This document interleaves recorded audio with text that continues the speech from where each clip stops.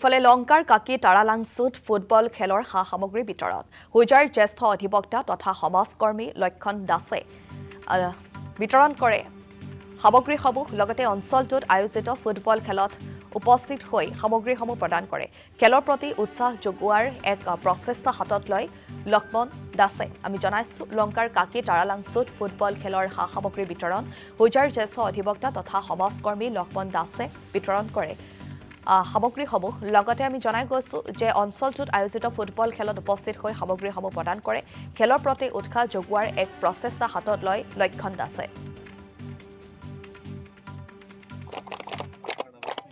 এনেকুৱা এটা ভিতৰুৱা অঞ্চলত আছোঁ এই ভিতৰুৱা অঞ্চলত যাতে আমি আজিৰ পৰা প্ৰায় 10 বছৰ আগৰ পৰা এই ফিল্ডখনত আমি যি সুন্দৰভাৱে ভাই ভাই ক্লাবে খেল পাতি আছোঁ বহুত কষ্টৰ মাজেৰে খেল পাতোঁ কিন্তু আজি 2-3 বছৰৰ পৰা আমাক এই বিজেপি চৰকাৰ অহাৰ পৰা আমাক যিখিনি সহায় কৰিছে পোনপ্ৰথমে আমি বিজেপি চৰকাৰখনকো ধন্যবাদ জ্ঞাপন কৰিছোঁ আৰু তাৰ লগে লগে আজি আমি বেছি উৎসাহিত হৈছোঁ আমাৰ এজন নৱপ্ৰজন্মৰ নেতাই আহি আমাক আজি ফুটবলকে ধৰি জাৰ্চিকে ধৰি আমাক উৎসাহিত কৰাৰ বাবে পোনপ্ৰথমে আমি ভাই ভাই ক্লাবে তেখেতক আন্তৰিকতাৰে ধন্যবাদ জ্ঞাপন কৰিছোঁ তেখেতৰ নাম হৈছে লক্ষণ দাস তেখেত এজন এডভোকেটো হয় গতিকে আমি